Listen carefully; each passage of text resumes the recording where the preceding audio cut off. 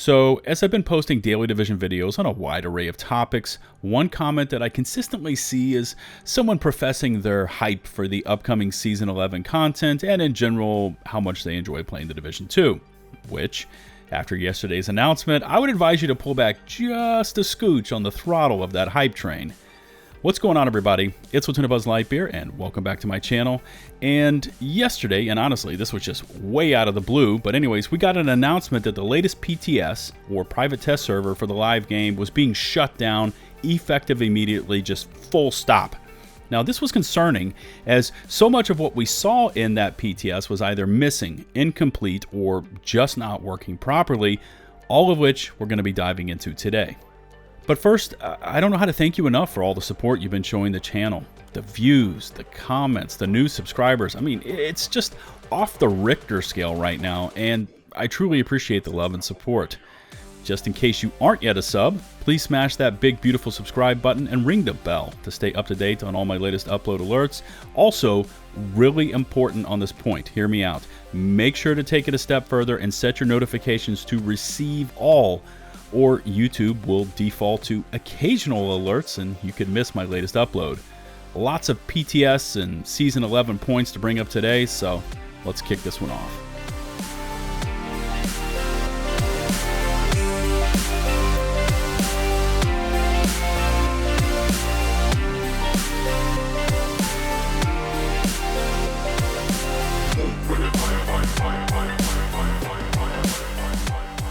So before we dive into the meat and potatoes of everything we're about to discuss, I forgot to mention this in yesterday's Division upload. This is again an unscripted format video. I'm doing this just off the top of my head. These are my honest thoughts and impressions. You seem to enjoy this style of video.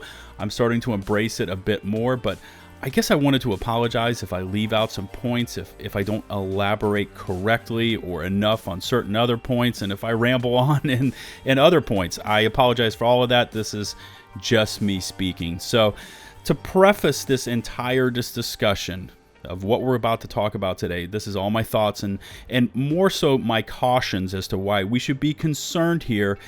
This is the tweet from the official Division Game Twitter account from yesterday. It's very basic. It's up on your screens now. The Season 11 PTS is now closed. We greatly appreciate your feedback and suggestions. Okay, so on the surface, this seems pretty innocent, right? But when you compare what was actually in this PTS compared to previous PTS sessions and seasons, which I'm going to lay out for you in a moment, then you start to understand my level of concern here. This is Season 11. The PTS went live on Friday last, and it is done on a Monday. We have never seen a PTS, first off, last for one phase and be only 4 days old. This is all concerning. So in order to draw some context here, some comparisons, and also establish why I am concerned for Season 11, let's first dive back to Season 9. This is when the Division 2 kind of made its return. If you remember, Season 9 was called Hidden Alliance. By the way, Season 9 had a 3-phase PTS. What did we get in Season 9? Well, we got Countdown Game Mode. Expertise was first introduced into the game. We also got the Dread Edict, the Catharsis Mask, the blue screen LMG, although that was kind of bugged. We weren't supposed to get that until the end of the season, but somehow we got it ahead of there. There was also a ton of balance changes and things like that. That was a kind of a big return for the Division 2 back onto the market. It had been a very long time of just this global event drip feed since we had seen anything from the Division 2 team. They came in with Hidden Alliance, and of course the kind of the cornerstone of that new content there was Countdown. We then jump ahead to Season 10. Remember, this one was called Price of Power. By the way, this one had a 2-phase PTS, so we're down from 3 phases in Season 9 to 2 phases. But when you start to take a look at it, you start to understand that obviously Countdown was already in the game. So for Season 10, Price of Power, we got these new countdown difficulty settings. That's when they were first introduced. There was also a ton of new countermeasures actually added into Countdown. We also got a new brand set, Brazos. We got a new gear set, Umbra. We got the Dr. Home Exotic. but now it was at manhunt completion. Of course, we know there was a lot of drama surrounding that, people not getting it as their stashes were full. Seasonal rewards on the seasonal reward track included Bloody Knuckles and the Busy Little Bee pistol. We also got new named weapons, and legendary difficulty was added in for Tidal Basin and Manning National Zoo. And by the way, it was kind of lost all in there in Season 10. We also got a materials and resource cap was raised for our overall stash size.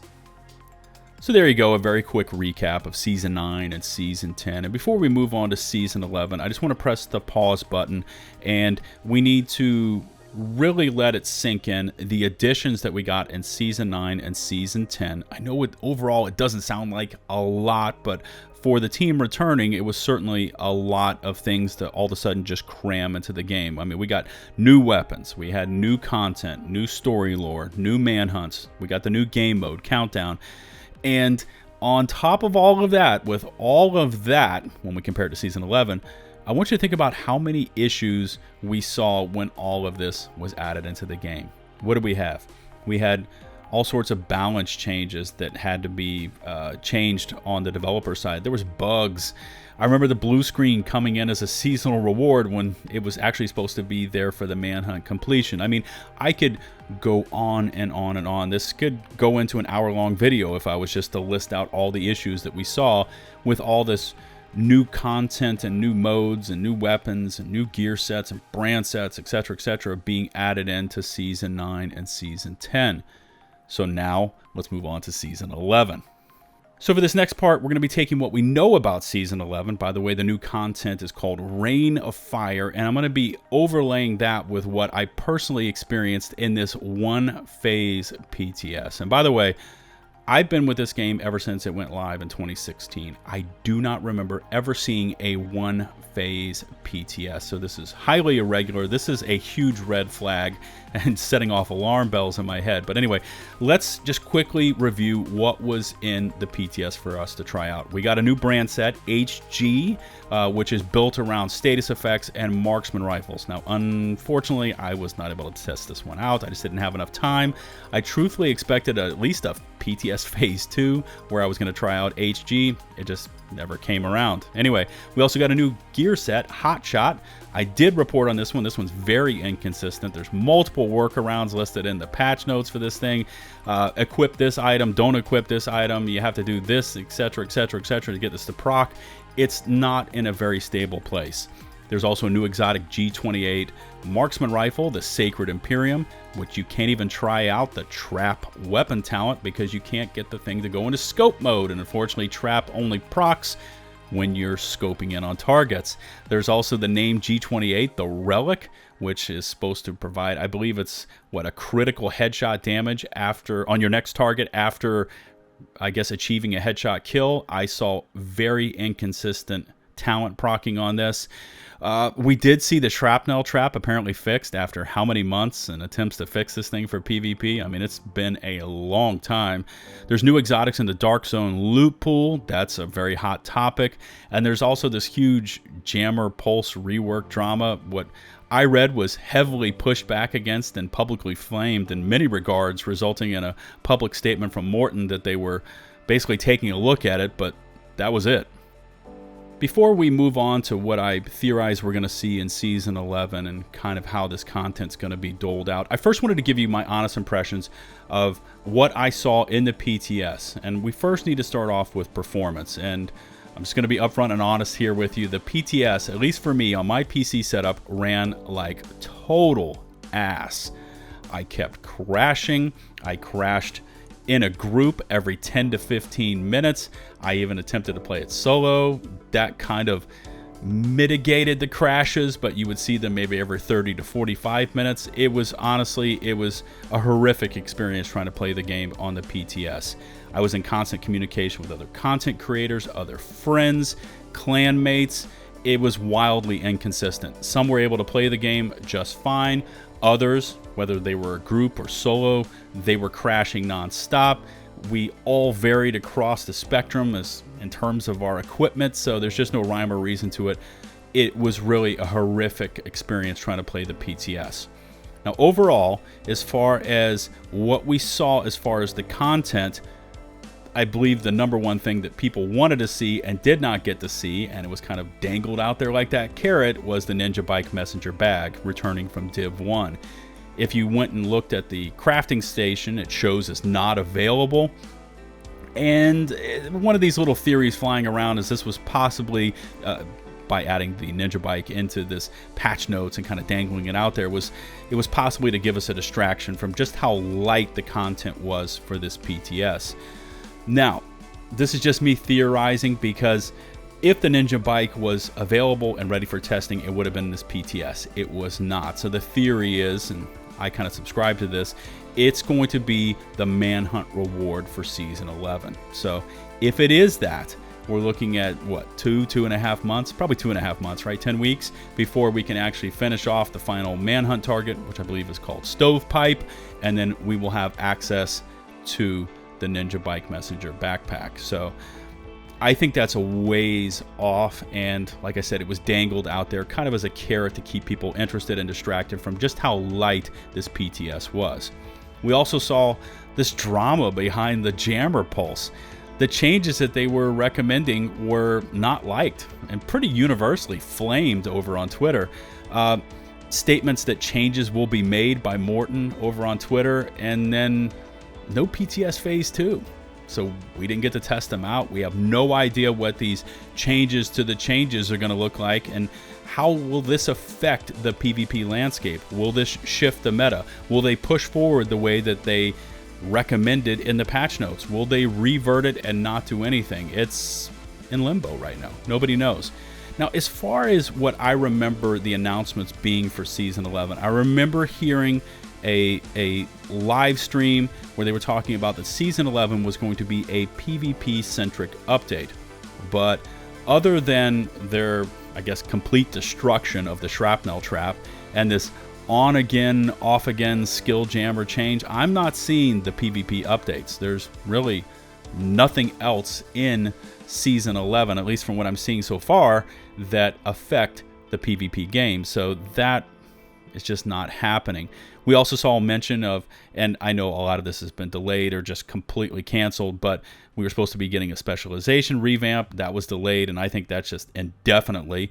The Descent game mode was originally slated to come out early 2023. We know from their roadmap it's been pushed back to late 2023. So PTS overall, if this is what we're getting for Season 11, this is going to be very, very light, and I think it's going to be a rocky affair. This is the final portion of the video where we kind of don our tinfoil hats and we theorize on what Season 11 is going to be all about. This is just based off my gut feelings, what my eyes have seen, what I've been able to experience with this PTS, and just being honest here with you, I think we're looking at a standard drip feed format for seasonal content with just a new Manhunt target. Now, I'm not going to lie, I do love the Division lore and stories, so yeah, that keeps me interested, but the overall content outside of the new lore is really looking light. I mean, just to recap here, we've got a buggy gear set, an exotic that is currently not working, a named weapon that is inconsistent, a jammer pulse change that seems to be in limbo, and a beloved Division 1 exotic that was dangled out there kind of like a carrot to chase after, but will in all likelihood be the Manhunt completion reward. So yeah, this is really content light. You've also got an incomplete PTS that ended after 4 days and 1 phase. And I'm just drawing on previous experiences with the game ever since Season 9, but with this new dev team, with the length of time it takes them to correct known issues within the live game, and based on what I saw in the Season 11 PTS, this could be a long and drawn-out beta test of sorts. This was a very light PTS, and there was a lot of buggy and inconsistent issues just with the limited amount of content we got to interact with. Now, as this team gradually makes the new gear sets, brand sets, and weapons work properly, they got to get them balanced, they got to figure out the skill jammer rework, they got to figure out how to slot in Ninja Bike to this entire gear game. Yeah, seeing this PTS pull down after 4 days was troubling. It was confusing, and I was baffled as to why it was just nuked that quickly, and it leads me to this overall feeling that with Season 11, just based on what we've seen in the past, based on what I currently saw in the PTS, we should be very concerned. As always, I look forward to reading your feedback about anything I discussed today. Leave me a comment and I will do my best to respond. Remember to smash that sub button and ring the bell to stay up to date on all my latest upload alerts. If you could take a few seconds more to rate and or share this video, that would be greatly appreciated. Remember, you can find and follow me on Twitch, Twitter, and in my open community Discord server, which supports an active and engaged OG Division and Division 2 community. Links to all my socials, including an open Discord invite link, can be found in the video description and pinned comments below. Until the next one, this is LtBuzzLitebeer, signing off.